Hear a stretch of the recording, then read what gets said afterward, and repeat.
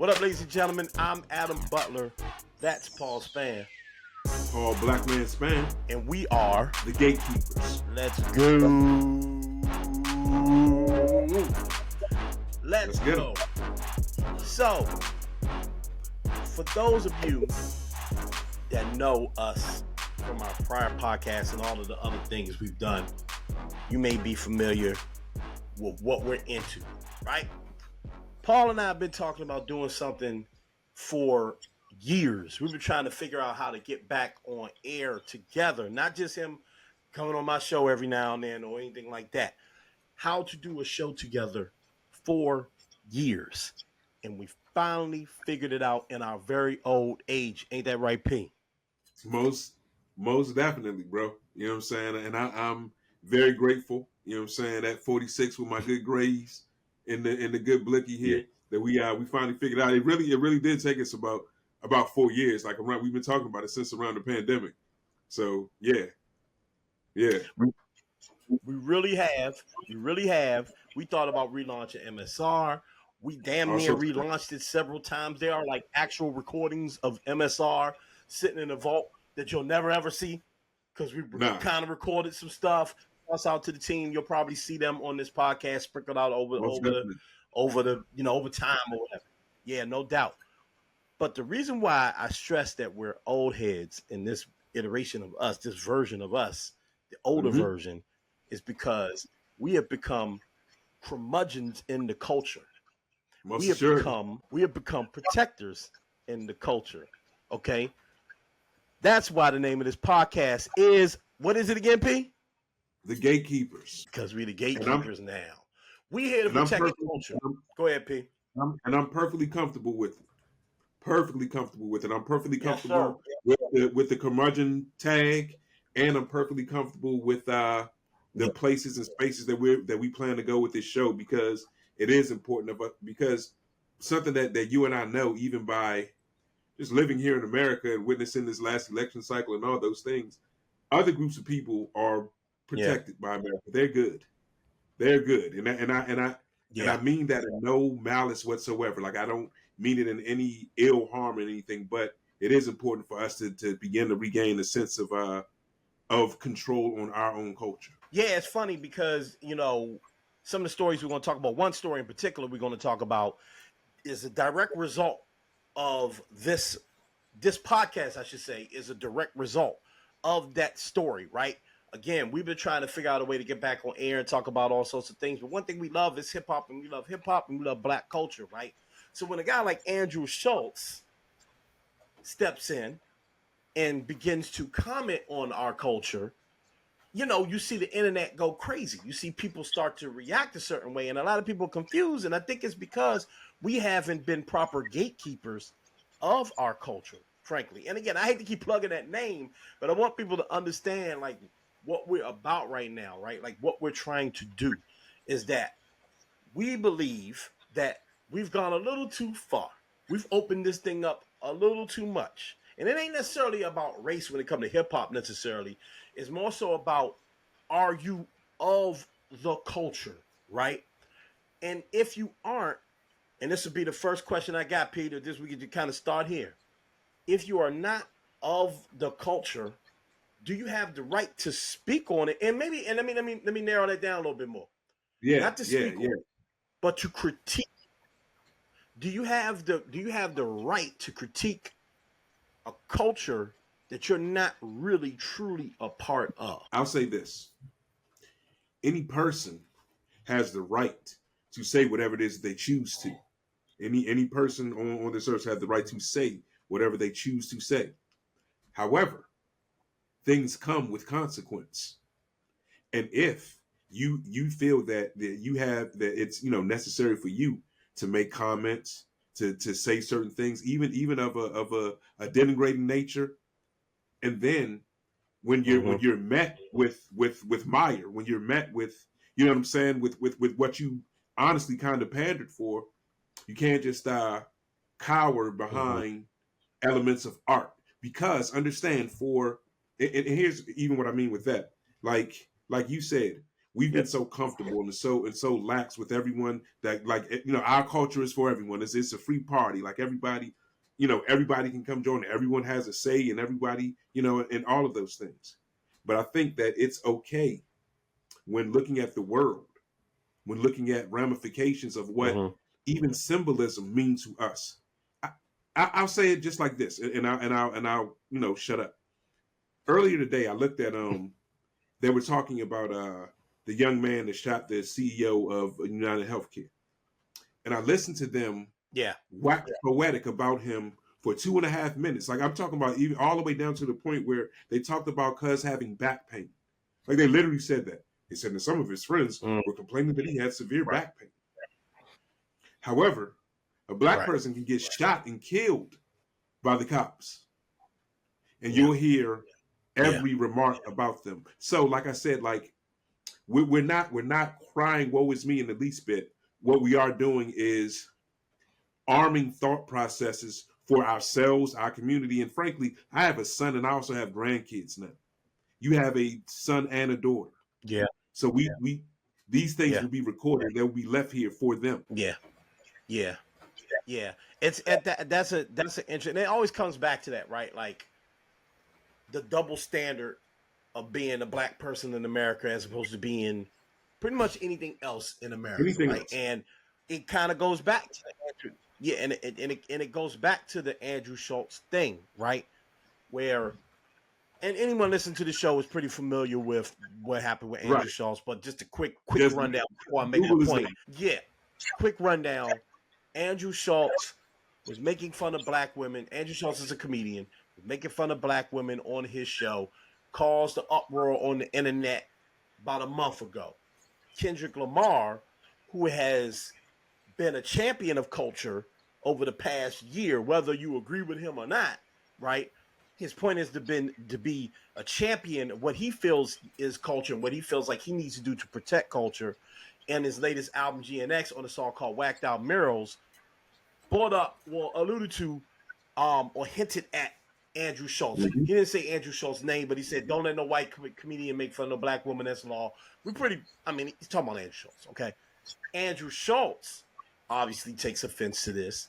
As a comedian, starts to make fun of Kendrick Lamar. But while making fun of Kendrick Lamar, and this is important, he starts to put hip-hop on trial. And he starts to put black culture, or what he perceives to be black culture, on trial, knowingly or unknowingly. Now, the pessimist in me says knowingly. The open-minded Adam says maybe it is unknowingly, but it's still a problem, right? Right.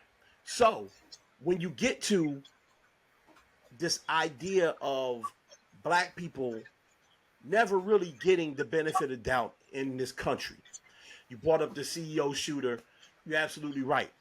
He's being championed as a hero. Again, that's another subject for another time, whether or not he's a hero or not, or whether or not he did obviously murder is wrong, but whether or not you can kind of like Robin Hood it in your mind and think like, okay, he took down someone that is, evil, and therefore you can justify it. But the fact that anyone's brain is willing to do all of that shows that this is not a black person you're talking about. Because bringing it back to Andrew Schulz, all Kendrick Lamar did was say, hey, don't make fun of black women. And not only did Andrew Schulz had something to say, and you can almost understand Andrew Schulz just being a person who's probably a little bit full of himself and a comedian and being like, I got to defend myself. Maybe you can understand that when you can say he got sent for it. What I can't rock with is all of the other people, including some black people, going, well, wait a minute. I mean, does he have a point? Does he da-da-da-da? Again, all the black man said, Kendrick Lamar, was, don't let no white comedian make fun of no black woman. That's the law. How is that debatable? You know what I'm saying, P? I completely know what you're saying. Like, I completely, and before we came on air, I told you I went down the rabbit hole of looking. Firstly, might I say this? I've never really listened to Andrew Schulz ever, in all truth and honesty. I know, isn't he on that sneaker podcast with Trinidad He's James? on the Brilliant Idiots podcast. No. It's Andrew Schulz. It's Charlemagne's man's. Got you. So I've never really, but like in specificity, because I watched the interview with him and the other three guys that were up there, and they were and I'll tell you this, and it's very important what literally what we're doing right now, because I watched him both, talk about sexually assaulting Kendrick Lamar and saying all sorts of things while trying to reference to the fact that something that you brought up earlier, that because rappers have been so responsible when it comes to women, because rappers have been this that and the third, and going and doing this whole thing, and then hiding it behind the cloak of the veil of art, right? And here's the ultimate double standard in that: a man makes a song, which is what? Art, correct? Song is art, right? But you get up in arms about that, and then go on like a literal hour, almost 2 hour long tirade, and literally talk about sexually assaulting this man, and then trying to leave it. I think he said something to the effect of, and all that he could do is figure out if it was consensual or non-consensual. Yeah, which is So basically making fun of him for being short. being small, right. Like we all get that, but like I said, if your albatross is art is art, and we should all be able to say whatever we want, then you shouldn't get so. If like I said, certain things should allow us to have conversation. Like I can respect the cuz better if he, you know what, I may like I don't agree with Kendrick's point in the least bit. You know what I'm saying? But I may have to address that. You understand what I'm saying? And had a civil convo about it, as opposed to a 2 hour tirade denigrating black people and black women and Kendrick personally. But see, you're 100% right. But we can focus on Andrew Schulz, the person, and Andrew Schultz's reaction, or we can ask the question, why does this happen whenever black people defend their culture or our culture, right? Like, all he did was pull the black on black crime card, which is always pulled on us whenever we say, when Black Lives Matter was a thing, when Black Lives Matter was like a real life, like shouts out to everybody that's still, obviously BLM, the thought process and the ideal is still a thing, you know what I mean? But when like people went out in the streets protesting, the number one response from white people and some black people was, man, y'all ain't out here niggas shoot each other all the time. Why y'all ain't doing it? So it's always a but what about, right? And essentially what we're being told is we don't have any right to defend ourselves and our culture, because our culture doesn't matter. So again, Andrew Schulz, the man, the comedian, we can get caught up in whether or not Andrew Schulz is cracking a joke or not, right? And whether he has the right to crack a joke. The joke, Joan, and by all means, Kendrick Lamar sins for you. Joan on Kendrick Lamar. Yeah, that thing about, him being in the jail cell is an awful joke. And again, as a white man, and this is why white people stepping into like black spaces can be a problem, right? Well, let me rephrase that.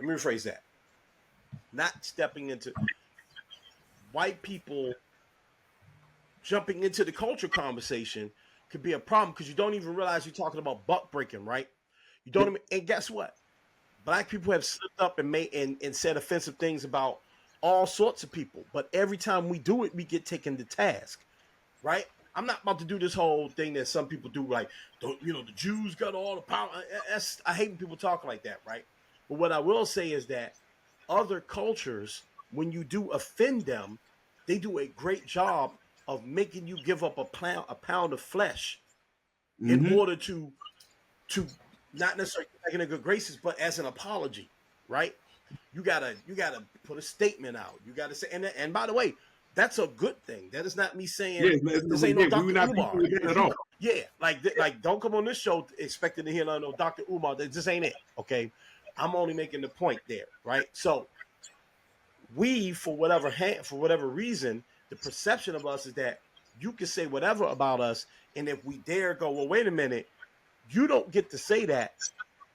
They feel empowered and entitled to just go and put our culture on the chopping block, on the defense stand, and go, well, let's dissect your culture. going all the way back to the beginning of the Drake Kendrick thing. I forgot dude's name. That throws the all white parties. I forgot the guy's name. The white I dude. know what He you're talking throws about. them. The former He Philadelphia on 76ers. okay. He was on Ruben. the Ruben. His name Breakfast is Club. Ruben. Something. Yeah, not Mark Rubin. I can't remember. Yeah, I I think was. that's what it is, bro. But okay, he was on the Breakfast Club discussing why they didn't play any, like, I think they didn't play Not Like Us at the party or whatever. Drake was there, whatever. But then he went into this whole thing about, like, I hate how black people don't support each other and they tear each other down. That's not for you to say.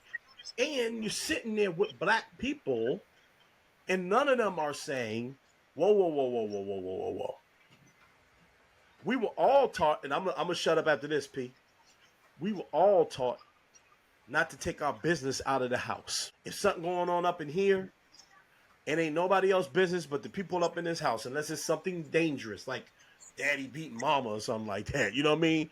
But our finances, whatever little money problem we might be having, whatever little issues in school, whatever, it stay home. Every black person learned that. But we don't apply it as a larger community. At least I'm not seeing that. Well, no, we hadn't been, but when we do, we still get critique from other communities, which tells me that the respect is not there like it should be. Yes, and that's one of the reasonings for this show, and one of the reasonings of how we like live life, and even explain things like to our children. Like it's okay to be proud of yourself. It's like, understand, every other culture demands all sorts of things of people. Like you just said, I mean, dare you make a slur or anything, any wrongdoing about any. Kyrie Irving got let go for posting a video of someone else, not his direct thought, not you know what I'm saying. So like, whenever, like, I think it is important for us to let everybody know that it's okay to stand up for yourself. That it's okay. Like, understand, we're not spewing hate. We're not. In fact, we're spewing more love and letting people know we understand, we can handle our internal problems ourselves. And there are numerous people working towards more peace and harmony and different things of that. But that, like you said, it's not for you to say or for you to bring up when we're talking about a direct matter that had to do with you. We're not talking about what black people do to black people. Talking about you. Yeah. And it's okay to do so. It's okay to hold other, like, we can't be afraid to hold other people to task. Like we are the complete bottom of the totem pole and we have absolutely no saying in anything. That's crazy. It's absolutely crazy. And again, the question is, why is it acceptable? Why does it feel acceptable, right? Because you just went through Kyrie Irving. And, again, that's a black man that was perceived to be disrespectful towards the Jewish community. And he paid the price for that. I'm not necessarily against that, right? There have been other people who have talked about other communities that weren't necessarily black, but it tends to happen to a lot of black people, right? But they weren't necessarily black that said something offensive about a larger community, and they've had to pay the price for that. I'm not for ultimate counseling. Right. I'm not for ultimate counseling, right? A counsel, right? Like, I'm happy to see Kyrie Irving back in the game and doing his thing and flourishing, right? I don't want to see people disappear unless you are criminal, right? Unless you're Diddy or something, or Epstein or something, like, criminals. I mean, I don't think I gotta explain that too much, right? So I don't think there's anything wrong with how other communities protect themselves, right?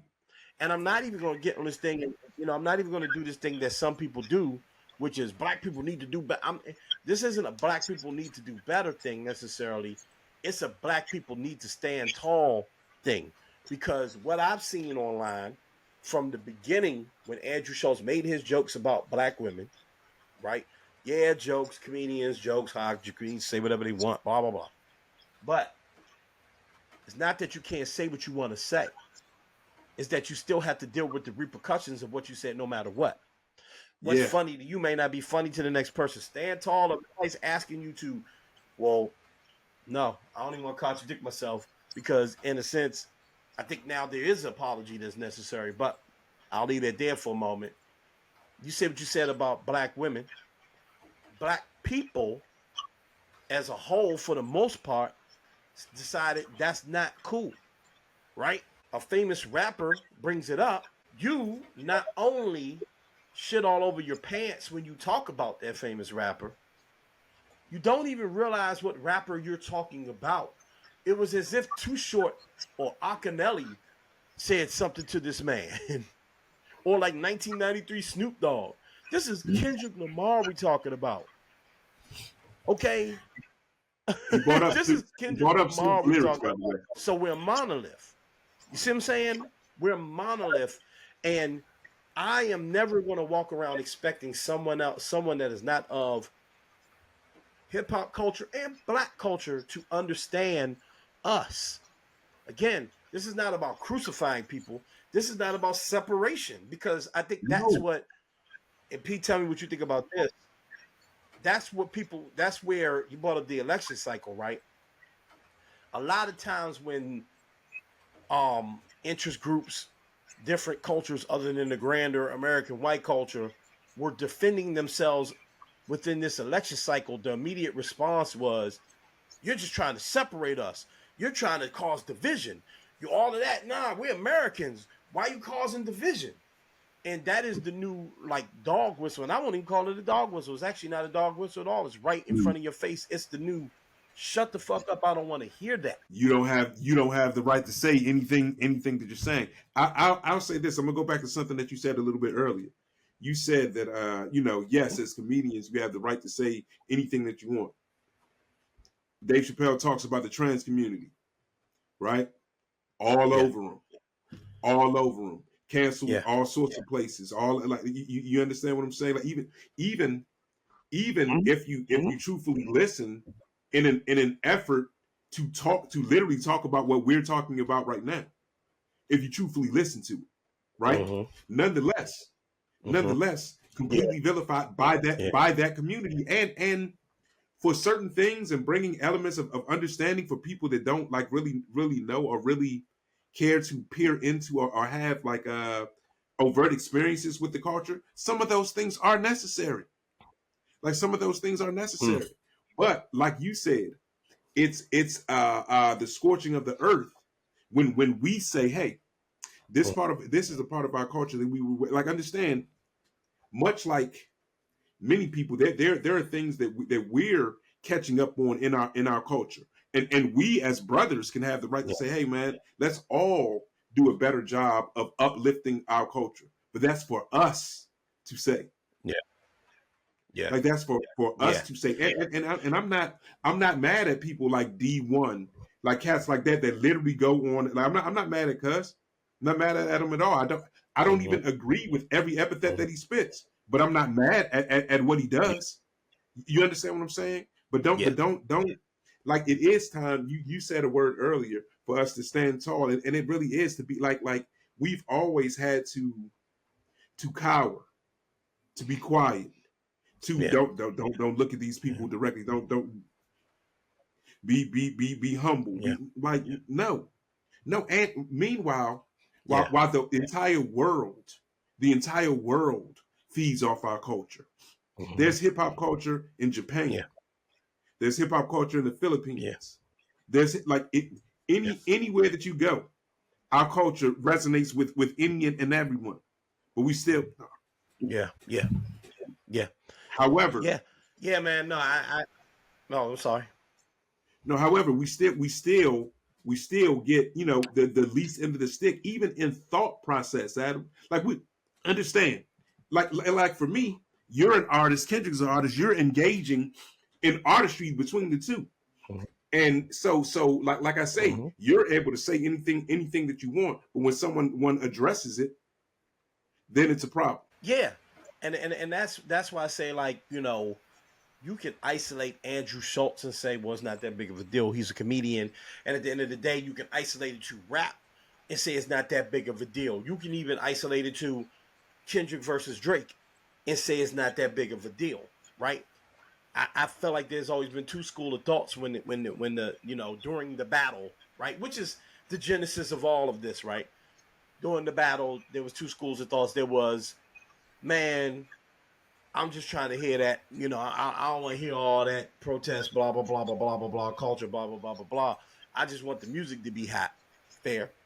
And then there was the other school of thought that was like, and really you could call this the pro Kendrick side, that were saying, no, no, no, the culture needs to be taken to task because the culture has gone too far. We're losing. It's in the middle of the ocean right now. It's deep out there. We're losing our grip on it, and the waves are taking it fast to the point where you got this little like hip hop producer dude, this white kid, and they're asking him, what type of music is overrated? And he goes, man, anybody that's sampling soul records or anything boom bap, get that shit out of here. And you got like this blue-eyed, like goofy looking like white kid saying that. You can simplify the conversation if you want and say, well, is it about white people being in the culture? No, that's not the conversation. The Alchemist would never say that, right? Eminem would never say that.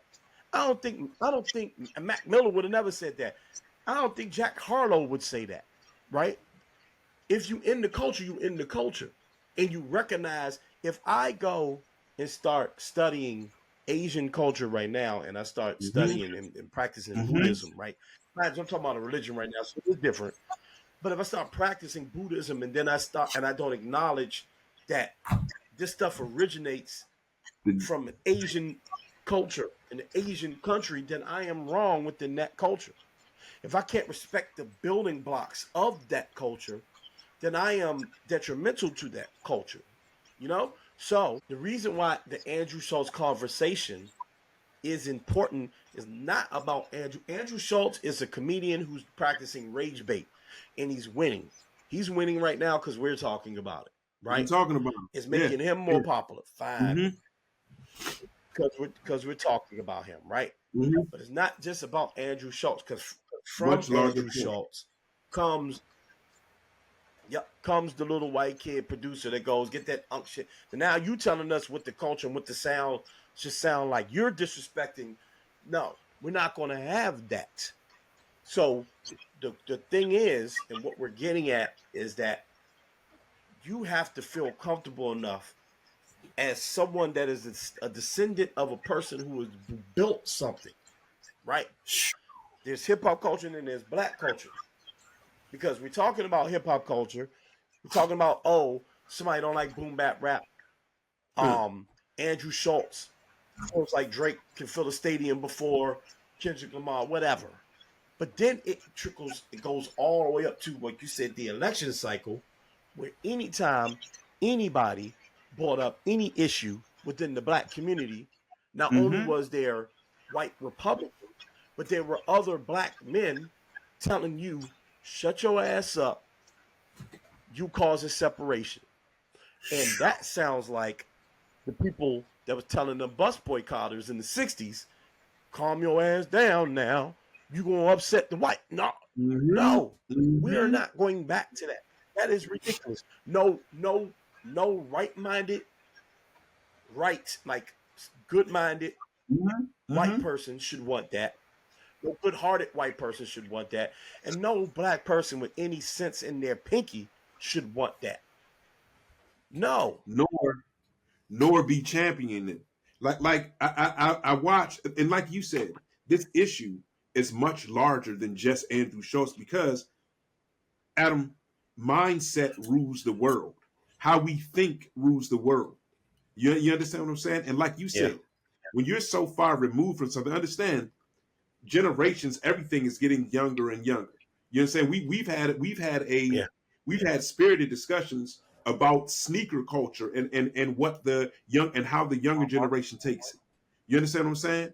So if we're at this point right now on our own culture, when we speak up and we're not allowed to have a voice, what will our voice be like in 20 years when there's more little white producers, when there's more alchemists that don't understand culture? Like Peter Rosenberg gave a great statement about Schulz, in specifically talking about the culture. You understand what I'm saying? And understand, Yeah. we did create something, and it doesn't exit anyone. I don't want hip like Right. I want our stories to be told. I want things to be understood. I don't want to exit anyone out of hip hop, but I want you to approach it with respect and reverence. I don't want to punch any white person, but I want to be able to speak up for my Yeah. culture and have a conversation with you Yeah. Yeah.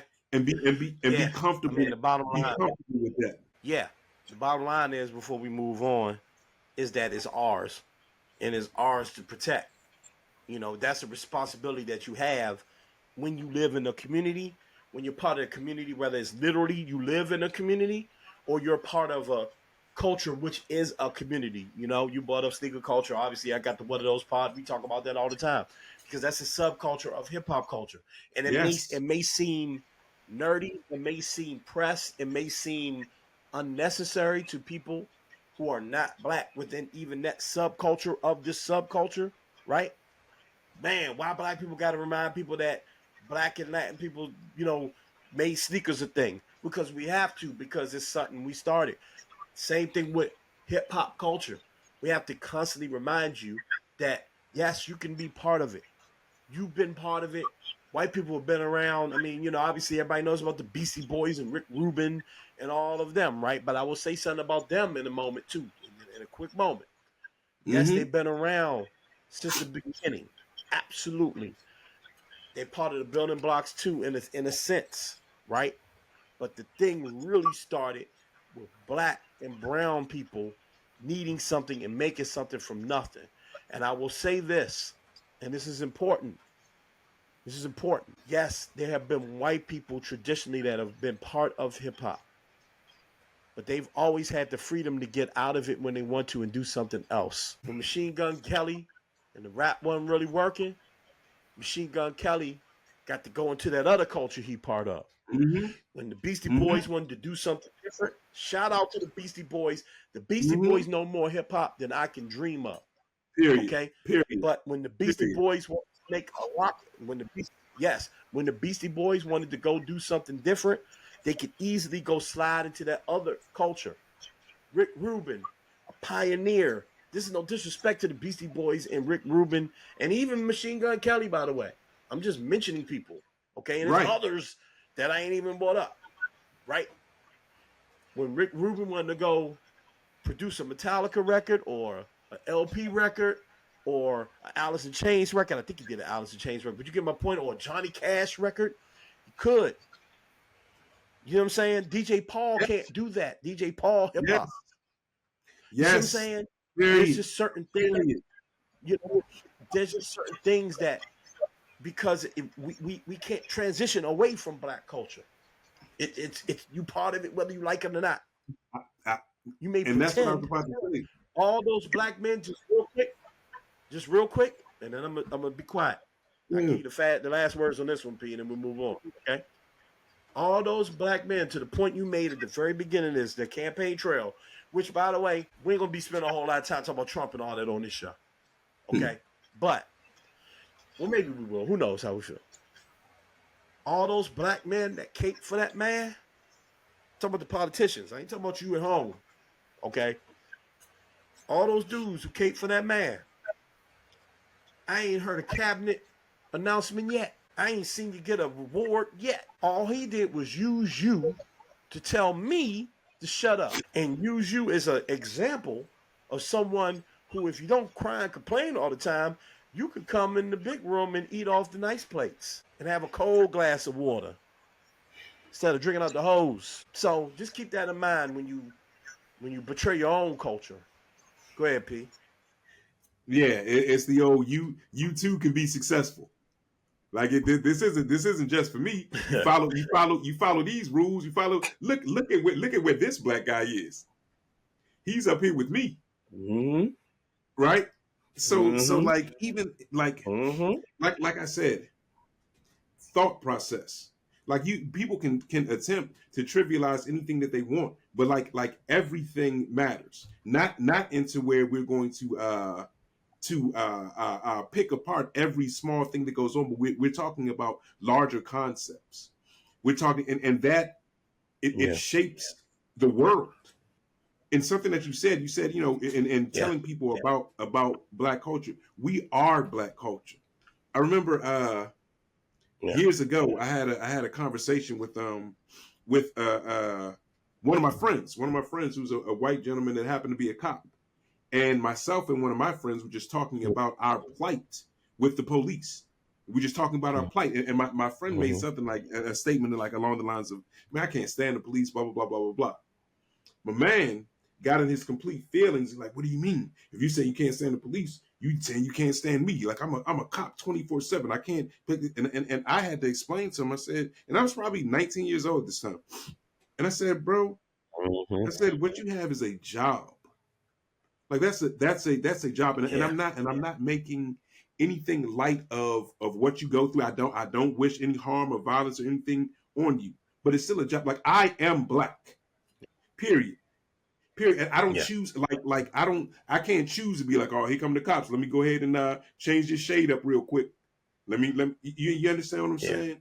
So when it comes to talking about and protecting our culture, even in thought process, people need to do a better job and stand up and be comfortable with it and teach these things to our children, because everything is getting muddled down and watered down from people creating things like the Stop Woke Act all the way to the simplicity of what we're talking about right now. It all matters. Yeah. Hey, you just gave me an idea for our next show topic. We'll talk about that off air. Yeah. But actually, I'll just say it. I would love our next episode to talk about the origin of the word woke, what it really means, and how it's been co-opted by people. That's defending the culture. So we'll get there. Let's do it. Yeah, no doubt at all, man. So we're going to keep doing this. We'll be back next time. Remember to like and subscribe to the channel. Hit the notification bell. You know what I mean? Do all of those things, man. We appreciate you all. You can follow me, MSR_Adam on socials, MSR_Adam on social media. P, where can they find you? Man, at Black Man Spann, SPANN, 2 N's on that. Everything else just Black Man. You know what it is, man. Follow the page, The Gatekeepers. That's on social. DA Gatekeepers. The Gatekeepers. Follow us, man. And again, remember to subscribe to the channel. Until next time, ladies and gentlemen, remember to be great. Elevate us. We up out of here. Peace. Peace.